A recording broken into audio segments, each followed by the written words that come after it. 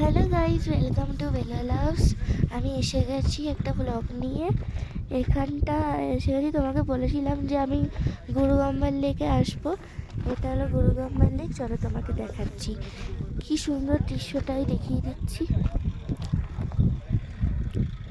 এখানে লেকটা আছে, এখানে পাহাড় টাহাড় আছে, ঠিক আছে।